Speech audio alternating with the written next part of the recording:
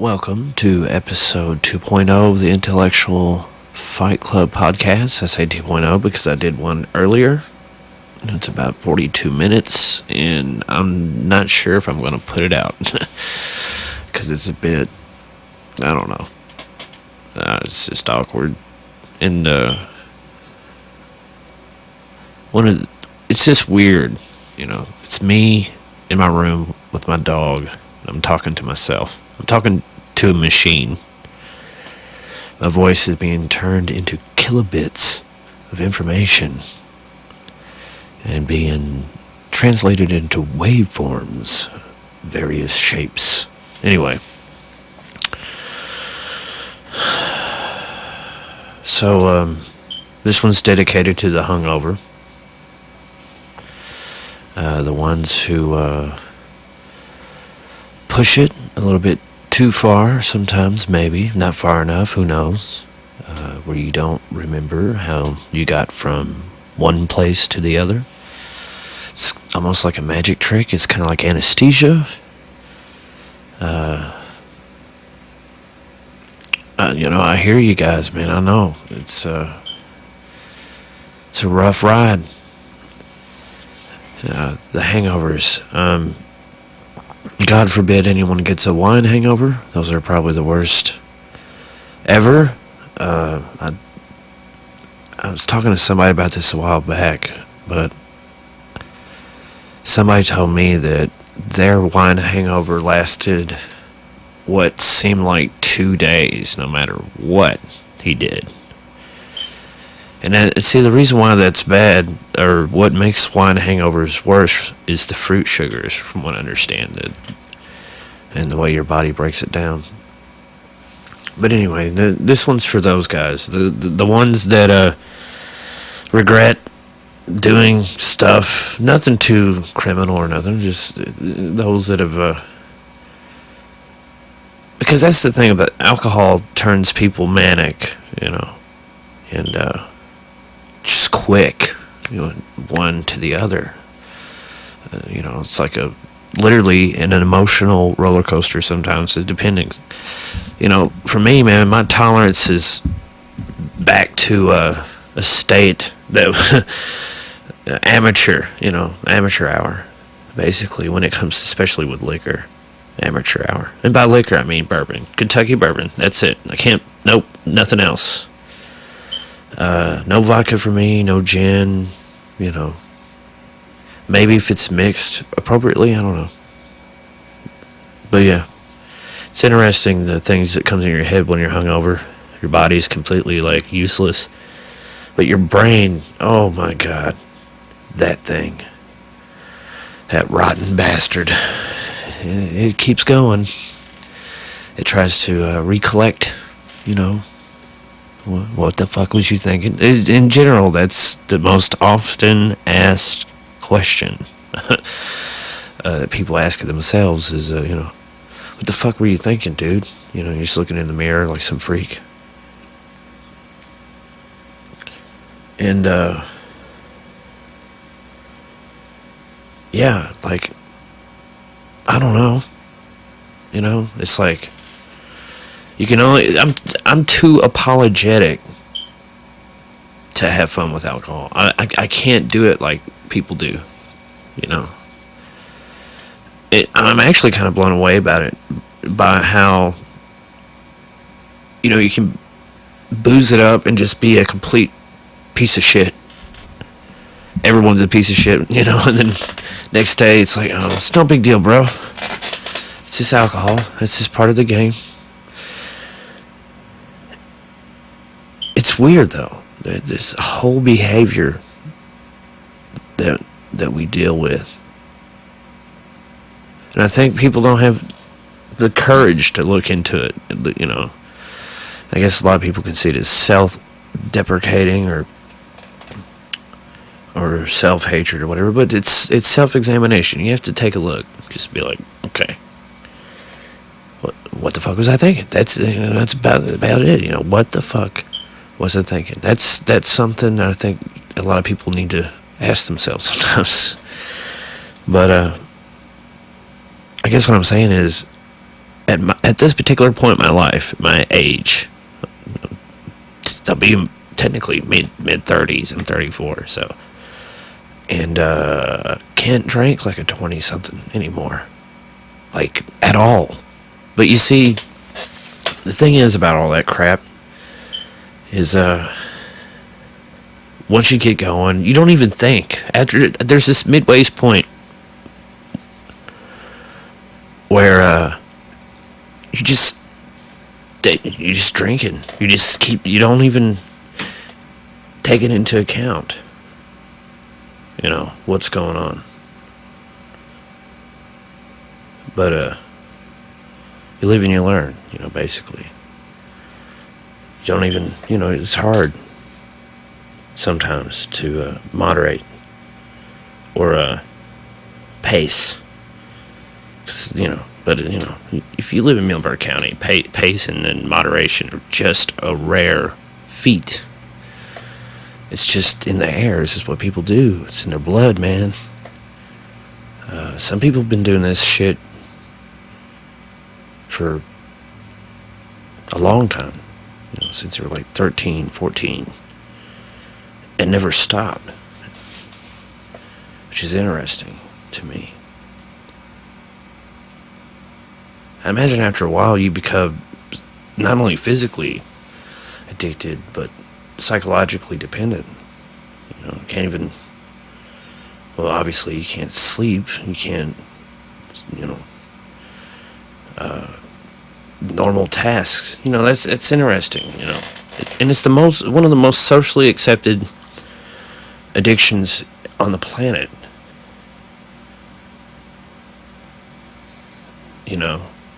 And I guess gambling is number 2, and then sex is number 3, or maybe food's number 3, and then sex. Nicotine. Basically, whatever's available that is taxed is acceptable in our society, at least American society. It's one way of looking at it. Because, from a business perspective or politically, it's like, all right, that's paying the bills. Keep doing that thing.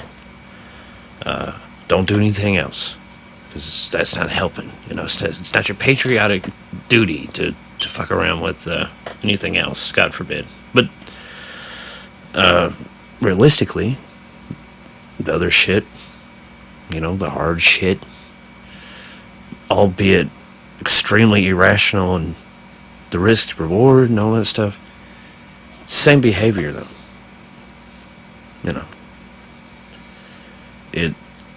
The end result is always something unpleasant. And I think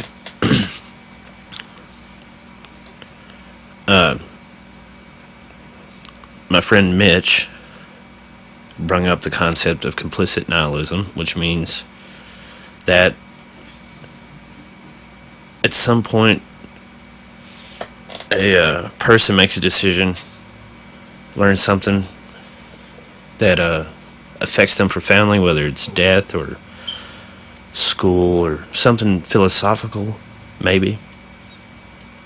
And after that, in order to deal with that conclusion, the person engages in self-sabotage or self-harm through drugs, violence, and stuff like that, and they use that profound, moment or thought process as an excuse.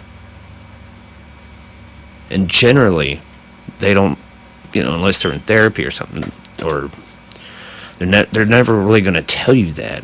You're just kind of a witness to the shit show. And, basically, it's kind of like performance art, but it's not. It's tragedy, performance tragedy. It's a Greek tragedy.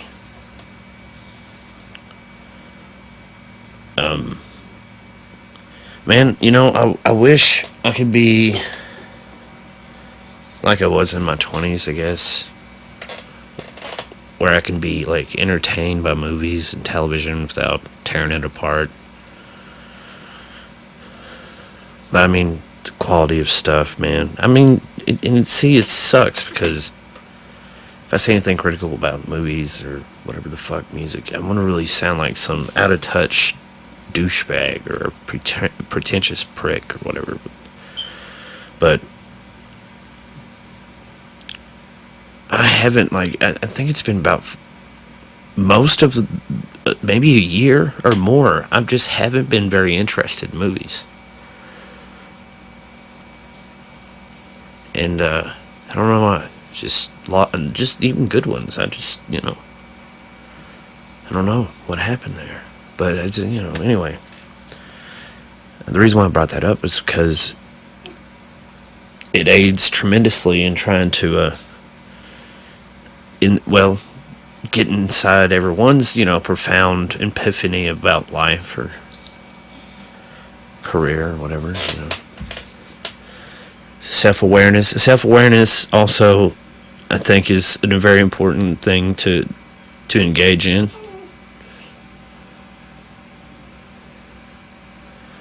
And something you can definitely, put into place, And I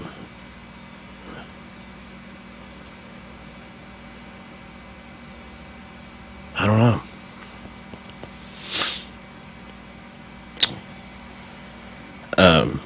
But yeah, self-awareness, but you don't want self-awareness to go into self-hate or whatever. Self-sabotage is the most important thing, and I think everyone has dealt with that in some case, some time. A lot of people are really, really good at dealing with it, and again, I my hat's off to y'all, the ones that can grit, bear it, move on, no regrets, no embarrassment, just, I mean, I don't know how y'all do it, but it's amazing. I'm jealous. So yeah, I was at that, after listening to the first podcast and realizing how, negative it was, I was like, well, maybe I should do another one and just make it less negative. But I don't think it's I don't think it's gonna be one of those. I don't know. I don't think I can. I don't know. This is a place for me to vent, man, and I don't know why I need a witness to it. Actually, once you think about it, but some people might find this entertaining. Some people might even find it therapeutic or something, to them. It won't be very long from now. YouTube will not be remotely close to what we see it today. In fact, Case and I was discussing an alternative. Because YouTube's algorithms and are, I don't even have a word for it, but they're very destructive to YouTube content creators, and now they're starting to just censor people, if it isn't copyright material or DMCA violations, it's now censorship. You have that happening, and pretty much piggybacking off of the censorship of YouTube will be the censorship of, the internet in general. Now, don't get me wrong, there's a lot of shit that no one should have access to look at, period. I understand that. But at the same time, you as a human being, me, as human beings, can make decisions for ourselves. And understandably, there's, like trolls, send pictures of Tub Girl or something disgusting, or redirecting websites into something nasty. And that's, it's going to happen. You can click off of it, close the window, or pluck, or touch, or whatever the fuck, swipe. But this internet censorship thing, man, it's been a long, slow burn, but it's coming, you know. And you know, like I mentioned before, there's a lot of things that are preventing this country from becoming a shithole. And as I mentioned before about the alcohol and addiction, things are starting to correlate. You know, if there was a graph, if I had a fucking graph to show you, you know, shit ain't working out versus, or people drinking till their ears fall off and so on and so forth, you'll notice something. You know, sometimes if you step outside, you kind of just see people trying to figure out how to socialize again. You know, like, I think, yeah, I've also had that problem too. I've been cooped up in my room forever, which, you know, in general I'm fine with, but there's periods where I'm just like, what the fuck? But it's so easy to just carry that unfiltered fucking extremely, you know, liberal type attitude. By that I mean, like, just unfiltered, you know, yeah. And it's easy to just carry it on a normal conversation, like there's no repercussions for it. And that's that takes a lot of guts, for one thing, and B, I think it happens on accident. I really do. I really think that given situations, some people just slip. They're like, oh shit, I'm not trolling Reddit, or I'm not on some website, or I'm not on Facebook or Instagram. This is real life. I'm seeing real people, and we're shaking hands or whatever, you know. We're at a restaurant. But having this world of technology and information right there in your fucking pocket, you know, it's a device. It's right there. It's handy. You just pull it out. There it is. I think, like I said in the last podcast, I really think that what's next is like, because you guys think of the speed of how this shit came along. And I think the next thing that's going to come along will come even quicker and more sophisticated. And I think with our home devices, you know, with Google and you know, the things that you talk to and it talks back at you, and all certain apps and stuff for your phone and all that, I think that is going to advance to a stage that would be more or less androids, you know, robots. I do believe, yeah, automation is something a lot of people are investing time and money into research and development, and I think for obvious reasons they can't get on the news or out in public and talk about the progress of automation, because what that means obviously is zero manual labor, menial labor, mundane, you know, the stuff, it's work, will be replaced by these simple, well, yet complex machines that they're gonna automate stuff, like, you know. So that you're presented with another problem. So what do? You know, everyone's pushing for it. You know, they're like, hey, let's be ahead of the curve. Our city's phenomenal. You know, we'll just use LA for example. You know, LA. You know, it's LA and shit, being all warm and smutty. But yeah. So anyway, they're at like a city meeting. Hey, you know, this technology's ready to roll out. This guy voted. Everyone voted yes on it, pretty much. And then it dawns on them.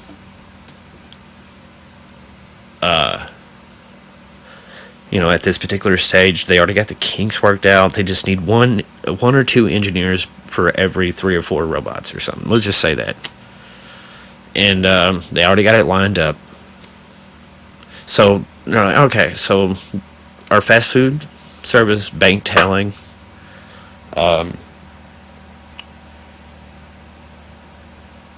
road work, even bridge building.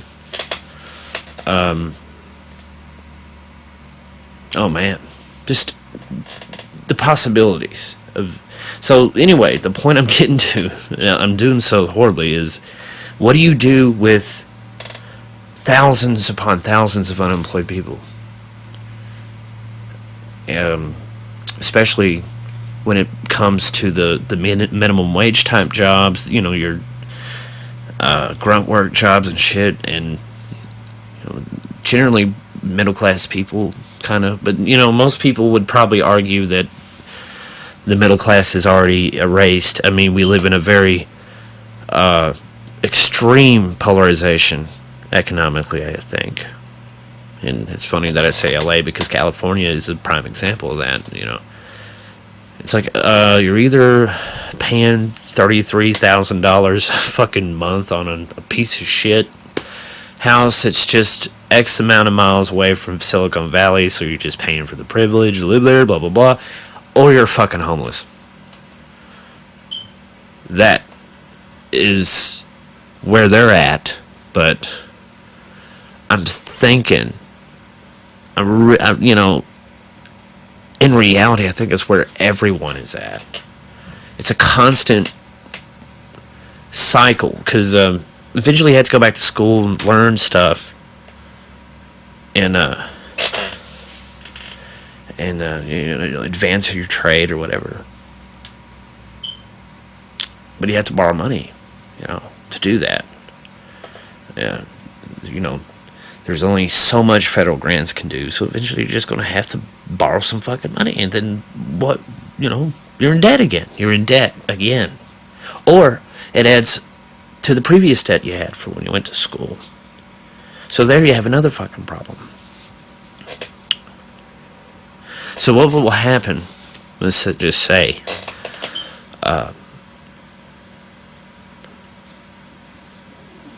place of California automates everything. Homeless people have no fucking chance. Are they going to take the poor and the homeless? Are they going to send them to school? Are they going to put them in debt? And by the time they get out of school, they realize that, well, not everybody, is going to get maybe that might help. Maybe it'd be less homeless people, but it's a complicated scenario. So, by proxy of those kind of scenarios, a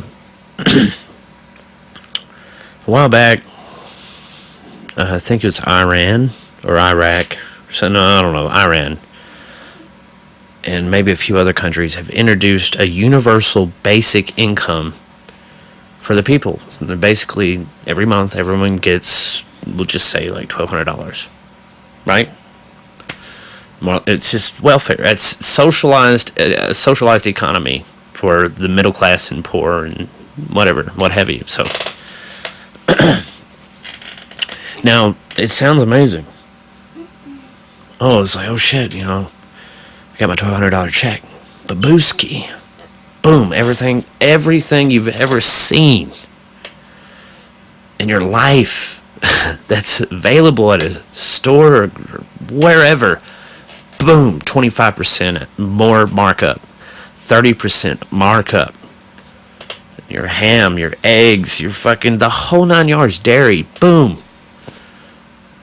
To adjust to the universal basic income, because they know for a fact, hey motherfucker, you got $1,200. So what are you going to do? Gas will go up, price of vehicles go up, real estate up, rent up.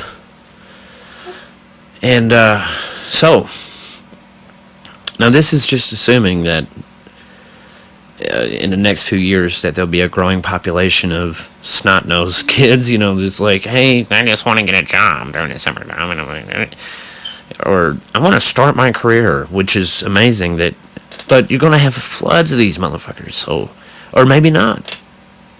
Maybe it becomes such a conundrum on the education front that maybe then not too many people are going to make it through that. And, it just occurred to me about addiction and how, in the case of like pharmaceutical drugs and narcotics, you have the big pharma side of it, who obviously is making millions of dollars, and then you have like your centralized cartel type deals, obviously the black market, which is making millions of dollars.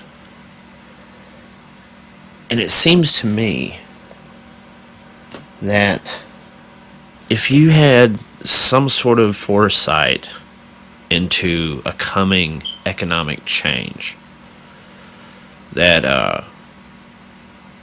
has been on the back burner for a while, and you notice there's a good amount of, middle class or upper middle class and poor people that are kind of had to be distracted for a little bit. But they still need them to work those jobs. And they also need, insurance and stuff like that. But still, the point is that it seems to me that this opioid and opioid derivatives and synthetics and heroin being such a fucking devastating thing now that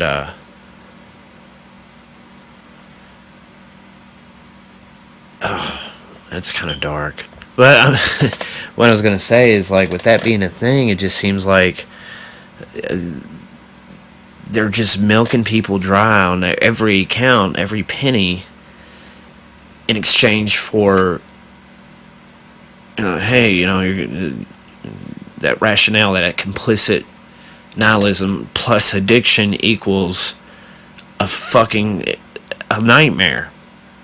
But with that nightmare comes a lot of good highs, bad lows. Somebody got tipped off. It's like, hey man, look, I heard from top brass that by 2018 they're gonna all, Walmart and pretty much all these jobs for these middle class people, managers included, gone overnight, fired, don't need them anymore. They're gonna be using machines. Everything's going to be based offline. They're going to be using machines. There's just going to be one warehouse or two warehouse managers and a couple engineers per store to monitor the progress of the machines. And it's going to require, a very high education. So, again, back to that again. It would have been nice, and don't get me wrong, the free Medicare, medical care, whatever, has its perks, obviously. But wouldn't it have been great, instead of forking out the cash to make sure everyone, gets a Band-Aid or whatever, that was a bit harsh, but anyway, if they just paid off everyone's school debt, because they would know, hey, we're going to need these people to go back to school to basically become technologically versed because of what's coming. But, this could be all a bunch of exaggeration. By the way, the creaking you hear is my fucking old-ass office chair that,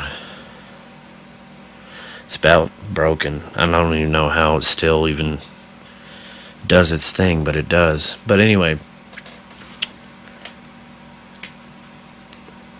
you're looking at a weird dystopia coming.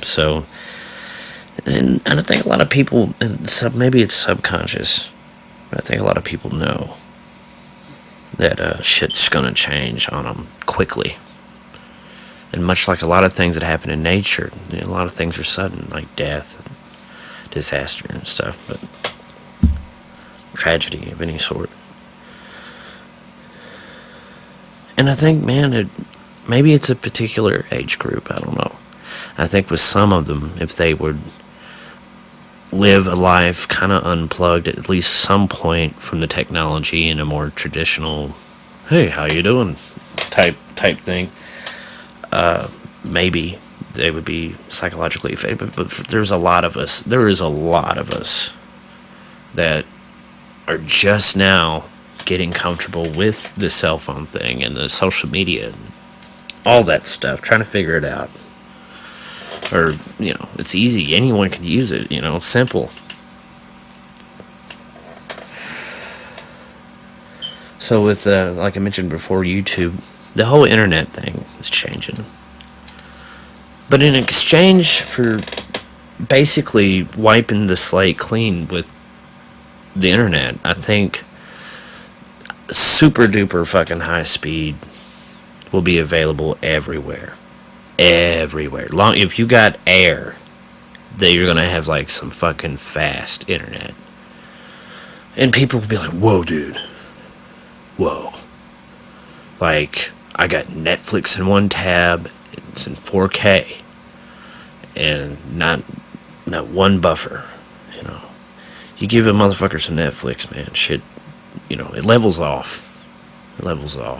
And it's understandable, because there's a lot of good fucking shit on Netflix. Which reminds me that, as anyone who's been paying attention and is cognitively functioning, you should be pretty well aware that Disney is not fucking around. They cut the checks, and they make bank. Actually, they made enough bank to where they can put out a flop shit movie for the rest of their lives, and it would, But maybe I'm exaggerating. But I think Disney's definitely getting their streaming thing together, and I'm thinking they may enter a partnership with Netflix, or perhaps they just buy it. In which case, a lot of shows are just gonna fucking disappear. Because you gotta remember, they just recently got a hold of Fox. Basically, everything that Fox has except for Fox News. But, because what the fuck, Disney has their domestic television, ABC, for their news. They don't really need. So what that means is there's going to be a lot of upset Simpsons fans, Family Guy, and other Seth MacFarlane projects are going to be in the hands of Mickey Mouse. So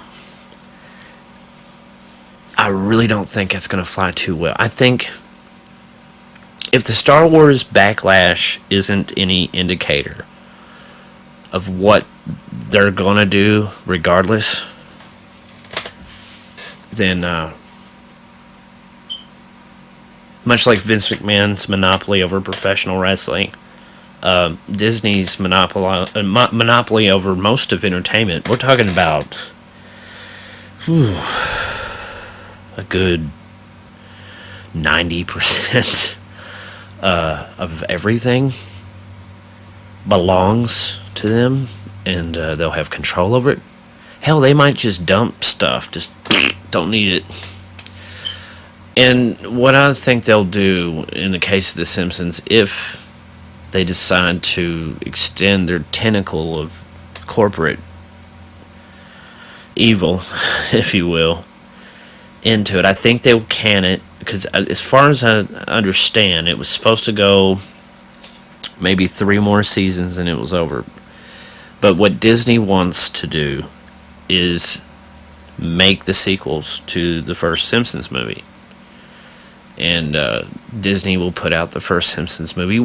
And you know what's going to be interesting is the scene where Bart has the bra on his head, and he's like, "Look, I'm a evil corporate mascot," or something to that effect, which was kind of a double whammy, considering that Bart also is a mascot for Fox, more or less. But anyway, stuff like that. The amount of stuff they'll end up cutting or taking away, because they'll do it. Hell, they might even just reboot The Simpsons.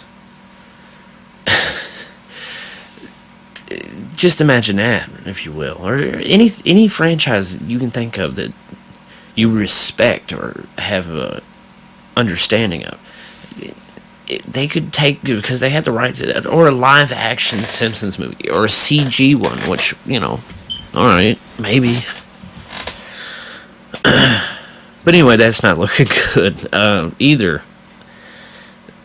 My prediction there is either Disney goes into some sort of distribution fucking deal with Netflix, or they buy Netflix, or they create something else. If Disney knows how to play ball the way I think they know how to play ball, they'll probably end up just buying Netflix. I mean, come on. It's not too far-fetched, See, Disney has to wait till there's a vulnerability, and then they come in with a nice fucking check. They're like, hey, we got this, we got that, boom, boom, we need to put them out on the platform, our infrastructure that we had just ain't working out.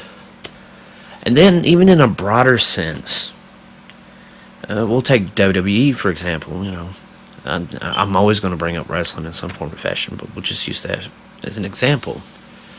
Let's just say the stock and the public entities that are involved in WWE all of a sudden pull out.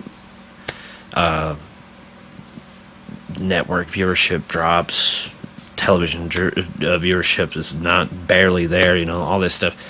And Disney ends up buying the World Wrestling. I was going to say the World Wrestling Federation, but there's Buster shaking his face, his ears. Anyway, World Wrestling Entertainment, WWE. Not too far-fetched, and it kind of fits with the PG or G-rated motif that Vince has been really wanting. Well, the public entities. I'm thinking Vince really wants it. He's trying to clean it up. He's trying to straighten up his act. So yeah, maybe I'm giving Disney too much credit that they don't deserve, but I'm really thinking that that's what it's going to all boil down to. Monopolies, centralized globalization. That's why I fear the extreme socialist movements in America and across the globe or whatever. I'm not too big of a fan of, their rationale is, well, you get everything in one place on your phone. Walmart, everything in one place. Amazon, whatever. Might as well just fucking one currency, backed by shit we made up, much like our dollar now, of course. Someone with that kind of power, even half the world with that kind of fucking power, the devastation, dude. And see, the only way this would ever come to be would have to be a war that's so fucking horrendous, or some sort of event that's so horrendous and shocking and fucking disturbing that nobody on this planet would expect for something like that to happen. Fuck it, we're starting all over. The world's debt excused, and I think in the United States, with our $1 trillion+ debt, the reason why I'm thinking that they're not really putting a dent on it is because I think people, again, knowledge is fucking a beautiful resource. Someone's well aware how the game's going to be played. They don't care about the debt because they might have some, again, advanced knowledge, who knows. that it's going to be wiped clean and there's going to be a new fucking currency and it just ain't going to matter. Now, a lot of people that are in the cryptocurrency and like Bitcoin and stuff like that, hold your horses on that for a second, because I do believe, and my gut tells me the Bitcoin thing is definitely far removed from the greedy corporate model, I guess. I don't know, but look for one of these currencies to just be evaporated via some virus or some shit, or I don't know, before another one world currency, a universal global currency, which goes back to my narrative about the fucking universal basic income.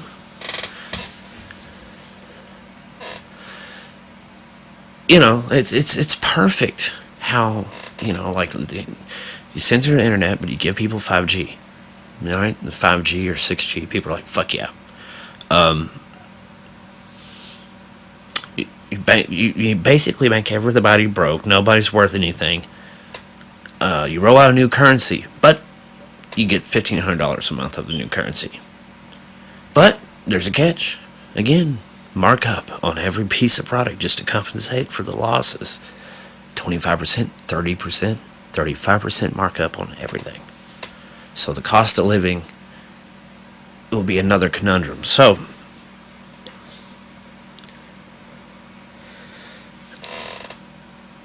and what would be interesting, back to student debt, that won't be excused. The federal government won't do that. God forbid. Because it's about debt slavery. It's a debt cycle. You fucking... Some douchebag loaned our government a bunch of fucking money at interest that they gotta fucking pay back. So they tax every fucking man, woman, and child, dog, blade of grass on your fucking land. Get that money back in there. But at the rate it's done, it's impossible to pay the motherfucking shit back. I mean, you know, fractional reserve banking, or, you know, central banking. It's brilliant, actually. But it also means that for as long as that system's going to be here, we are fucked on a generational level. Fucked. So, upside, automation. Oh shit, new technology. Reality. Millions of people without jobs, and they're back to square one. But hey, you know, you don't have to talk to anybody at work. And when you go to fucking Walmart or whatever, they'll probably use self-driving cars that will deliver your fucking shit, or drones or some shit. Just click an app on your fucking phone. Boom. You know. And that's the kind of society we're working into. But see, not everybody can be part of that, though. We're coming now from that watching the world burn structure here. Pyramid, if you will. They're like, okay, we're going to have to execute some sort of measure to get the population down. There's just too many of these motherfuckers. What are we going to do? Oh, it's easy. It's just easy. Well, what is it? I can't really tell you, but I will say it's going to be very effective, and we'll be able to move on accordingly. And that's basically how that conversation would go. And without having to be very inquisitive at all, then it's done. I'm just saying, maybe it's a possibility, maybe not. But given the history of the last 18 years, 19 years,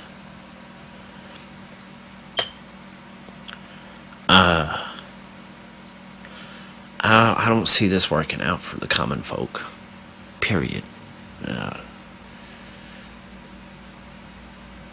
it, in one way, if you're a eugenicist, your weed or evolution theory or whatever,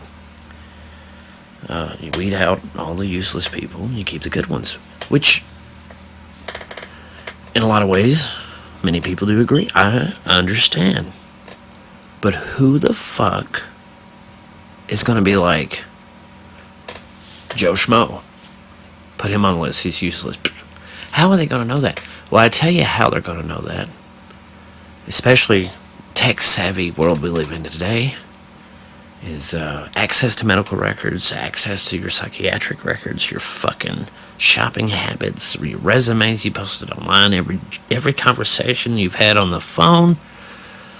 You build an algorithm that just basically picks who's worth it based on the parameters of, say, Bob Evil there at the pyramid.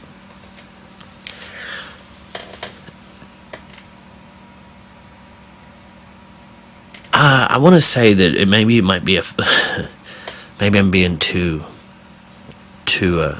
reactionary, knee-jerk, but maybe this might be about 10 or 12 years from now. Maybe not. Because you got to think about this, guys. How quick this cell phone shit happened. And how quick social media took over. How quick all that shit happened. It's just boom. Here it is.